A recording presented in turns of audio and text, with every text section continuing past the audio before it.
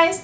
So, curious cats want to know, what did I do to grow out my long hair? This video actually was requested from a subscriber on my last video, and I actually get this question quite a bit, so I figured I'd just film a video on it. Before I even begin, let me just warn you, you may not like some of these answers. Just putting it out there. A lot of what I did 5 years ago when I first started and what I'm about to tell you now is pretty drastic. So I'm not saying you have to do these things. I'm just telling you what I did. It's not about drinking a lot of water because, let's be honest, I don't drink as much water as I should, but I try. It's not about eating a healthy, strict diet or anything like that because, quite frankly, I'm going to eat whatever the hell I want to eat, and it doesn't involve hair vitamins because I honestly do not believe in them. I'm going to share with you 10 things that I did specifically to grow long, healthy hair, and if you're still curious, please stay tuned. The very first thing that I did was purge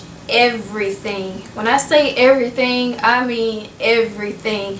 I got rid of all my hot tools, curling irons, curling ones, blow dryers, what else? Flat irons. I even remember I had just bought a cheap flat iron, and you know those things are not cheap, and I gave it to my cousin Candace and I was like, here, just please take it. I got rid of all my combs and brushes. I got rid of all my hair ties that had metal bands in it. I got rid of the majority of all my hair accessories, really. I practically emptied out my entire hair drawer. Yes. On top of that, I got rid of almost all my hair products, all the bad stuff. I was using stuff like herbal essences, Garnier, Paul Mitchell. I had gels, mousses, and even hair grease. I replaced all those bad products with good stuff. I also replaced all my cotton pillowcases and scarves with satin. Like, I'm telling you, I went crazy. Yes, I know, a lot of money went down the drain, but I just wanted a complete fresh redo. I wanted to hit the reset button. I wanted a fresh start from scratch, and that's just the sacrifice that I made. Another huge thing that I did was chop off all my heat damage. I was constantly deep frying my hair every single day with flat irons and curling irons to the point where it looked like I had two different textures. Like, half my hair was curly and the other half was straight, and my hair is naturally curly, but the amount of heat damage that I had was ridiculous. I had so much heat damage. I had so many straggly ends, and I just wanted to get rid of the dead weight. Now, I didn't transition. I didn't have time for that. Like, ain't nobody got time for that. That ish had to go. I wanted to get rid of it all right then and there. So consider that my big chop, whatever you want to call it. And RIP to a lot of my inches, because at the end of the day, I was left with shoulder length hair for the first time in my life. Barely. Another life-changing thing that I did was stop using shampoo. Completely. Shampoo has very strong, harsh detergents in it, which always made my hair feel very dry, even when wet, if that makes any sense. It was stripping my hair of all its natural oils and making it super dry. So instead of using shampoo, I found cleansing conditioners that I would use, and then I would also co-wash my hair. And I'm telling y'all, when I co-washed for the first time, it was like a miracle that happened. My hair felt super soft, and I was just so shocked at how soft and moisturized it was and how clean it was at the same time. So back then I wasn't using any shampoo at all, but nowadays I do use a sulfate-free shampoo very sparingly, just to, you know, get rid of all product buildup that I may have. The next thing that I did is something I never used to pay attention to before I started wearing my hair back curly. But once I got serious about my hair, I started paying attention to the ingredients. So I was very strict on what I put in my hair. Like, I was crazy. I even had highlights back then, and I stopped coloring my hair. Like, I just became more selective about the ingredients and the hair products that I used to purchase. Like, I started reading labels at the stores before I even bought it. I did my research on avoiding bad ingredients like sulfates, which are in shampoos. I researched about silicones, dimethicones, alcohols, parabens, all that bad junk that your natural hair doesn't need. And instead of that crap, I used to focus more on products that had more natural and organic ingredients. So I was very picky when it came to hair products. I would even use stuff out of my own kitchen like honey and olive oil, and I still do that to this day. I do branch out from time to time nowadays on trying out different products, but I'm still very conscious about the stuff that I put into my hair. Now this next thing that I did is just major key when it comes to growing long and healthy hair. I deep conditioned a lot. When I say a lot, I mean a lot. And before I even knew what I was doing, I didn't even know what deep conditioning was at the time. But I quickly learned how important it was for natural hair and how critical it was if you wanted to grow long, healthy, nourished hair. So I immediately added it to my routine, and it's something that I used to do mainly overnight, like 2 to 3 times a week. And I'm telling y'all, I was like dead serious about restoring my hair's health because it was so damaged before, and I didn't want to go back to that. And over the years, I've tried so many different deep conditioners, and I even came up with my own little DIY concoction, and I still use that today. But I was just learning and realizing how many great benefits it was to deep conditioning. Now, I don't deep condition as often as I used to in the beginning. Like I said, I was doing it like 2 or 3 times a week. So nowadays, I try to deep condition every 2 weeks, and even more so consistently during the colder months. Another thing that I did was stop using heat completely. And I did this cold turkey, y'all. Like, there were 2 times where I did straighten my hair, and like one of the times I even used a heat protectant, and after I washed it and went back to curly, I noticed that there was a little heat damage, and I was like, oh no, F this, I'm not doing this ever again. I'm not about to revert back to damaged hair and lose all the progress that I had gained. Like, I ain't got time for this, not today. Ever since then, I've been like heat free for almost 4 years now, and I'm very proud of that. My hair is completely damage free, and I believe that my decision to not put heat in my hair has helped me not only with the health of my hair, but retaining length, because I don't have to cut my ends from heat damage because there is no heat damage. Would I ever straighten my hair again? Never say never.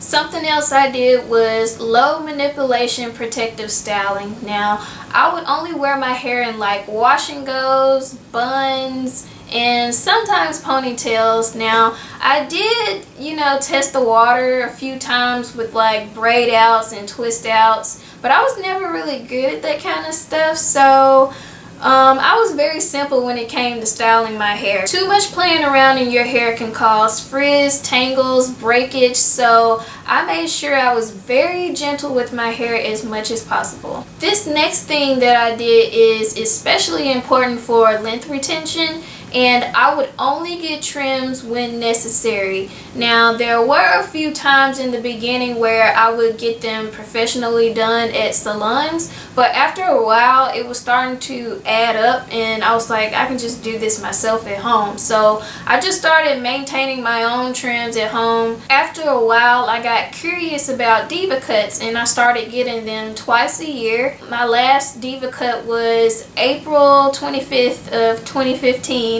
And ever since then, that day, I was like, okay, this is going to be my last diva cut because I want to see how long I can grow my hair out. If you're not too familiar with diva cuts, you do lose a lot of your length with it because of the particular shape that comes with the diva cut. Don't get me wrong, I love diva cuts. I battle with this every day on whether or not I want to get another one. I love the volume that it gives your hair, but like I said, you do lose a lot of your length with diva cuts, and I was just curious to see how long I could grow my hair without it, but still, maintaining trims on my own, only when I need it though. I think I dusted my ends and gave myself a trim like 2 months ago, and that was the first time since my last diva cut. So my ends are pretty much healthy, like they don't have any split ends or anything like that, and I rarely get split ends. Now, growing up black, everybody tells you that you should get your ends trimmed every 6 to 8 weeks. That is complete garbage. If your ends are healthy, you do not need to cut them. You're only killing your growth. So I was just like, I'm not about to do that. Like, my ends look good. I'm not cutting it.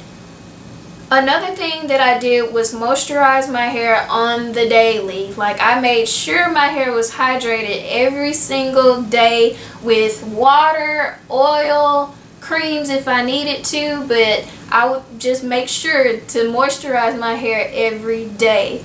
And I would focus it mainly on like the ends of my hair because that's the oldest part of your hair, and I didn't want to dry that part out, as well as the crown of my head, because years ago, like, the crown of my head used to be my problem area and it would get drier faster there. So every morning and night I would make sure to put something on my curls just to prevent it from drying out and so that I could retain length. This last thing that I did, which I feel was most important, and I know it sounds super cliche, but I remained patient throughout the entire process. And I know it's a lot easier said than done, but my whole philosophy was, if you want something bad enough, you will do whatever it takes to get it. And what I wanted was healthy hair. I didn't care about having long hair at the time, because before I cut off all my heat damage, my hair was like super long already. And once I cut it, it was like barely shoulder length. So I didn't give a crap about, you know, cutting off long hair. I cared about health. Health has always been and will always be more important to me than length. Healthy hair was more important to me because I knew that my hair was going to grow anyway. But you can't guarantee that your hair is going to be healthy unless you're doing something about it. Your hair is going to grow regardless. So I had that in the back of my mind. But there were things that I knew I could do to get my hair to get healthy again. Now, I'm not gonna lie to y'all, like, there were times where I got discouraged with how short my hair looked, and especially dealing with shrinkage. But shrinkage is actually a sign of good healthy hair, so I'm just putting that out there. And because I focused more on the health of my hair, my length totally snuck up on me, y'all, like, no lie. Here we are today and my hair can almost touch my butt.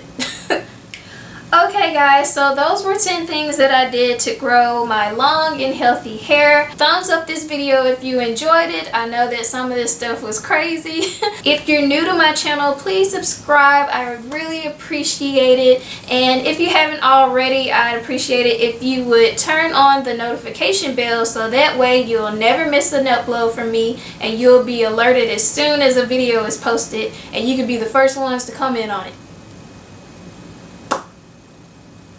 Make sure you're following me on social media, on Instagram, Twitter, and my Facebook page. Come say hi, and yeah. Alright guys, thank you so much for watching, and I'll see you in the next one. Bye!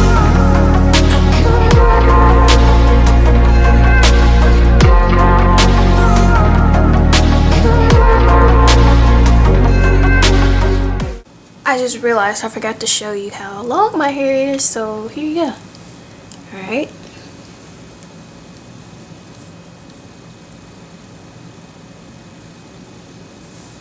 Yep, so that's how long my hair is.